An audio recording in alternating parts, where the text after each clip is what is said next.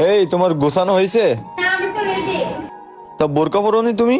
বোরকা পরবো মানে? আমি তো যাচ্ছি এখন তোমার বন্ধুর পার্টিতে, বোরকা পরে কেন যাব? তোমার কি মাথা খারাপ হয়ে গেছে? তোমার আমি এই বস্তায় নিয়ে যাবো, তুমি আগে তাড়াতাড়ি বোরকা পরো। আরে কি শুরু করছো বুঝতেছি না। বোরকা পরার জন্য আমি বোরকা পরতে পারবো না। এখন কি আর তোমার সেই আদিম যুগ আছে? এখন মডার্ন যুগ। আর আমি যাইতেছি পার্টিতে, পার্টি থেকে বোরকা পরে যায়? আমি এভাবেই যাবো, আমি বোরকা পরতে পারবো না। দেখো ঝিলিক, তুমি কিন্তু মেলা বেশি বাড়াবাড়ি করতেছো। তোমার আমি এইভাবে নিয়ে যাবো, তুমি তাই মনে করেছো? তুমি আমার সাথে একটা জায়গায় যাবা, শালীনতা বজায় রেখে যাবা। বিয়াদব মেয়েদের মতো করে তুমি আমার সাথে যেতে পারবা না।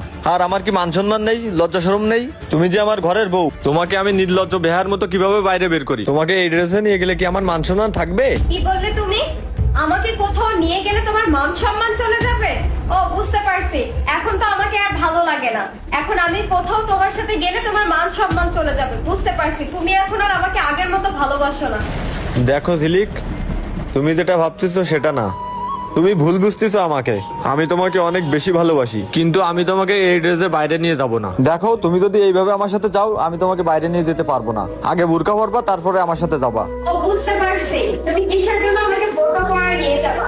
আমি তো এভাবে গেলে তো কোনো মেয়ের সাথে তুমি টাঙ্কি মারতে পারবে না। আর আমি যদি বোরকা পরে যাই তাহলে তো আমাকে কেউ দেখতেই পাবে না। তুমিও অন্য মেয়েদের সাথে টাঙ্কি মারতে পারবে খুব ভালোভাবে, তারাও তোমার সাথে অনেক ভালোভাবে টাঙ্কি মারতে পারবে, তাই তো?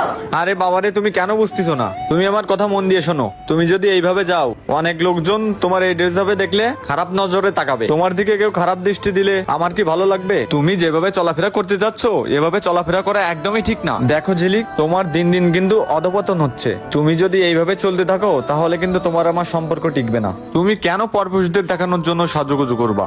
স্ত্রী হিসেবে তোমার দায়িত্ব শুধু তুমি স্বামীর জন্য সাজুগুজু করা। ঘরের ভিতরে তোমার যা পড়ার ইচ্ছা পড়ো, তাতে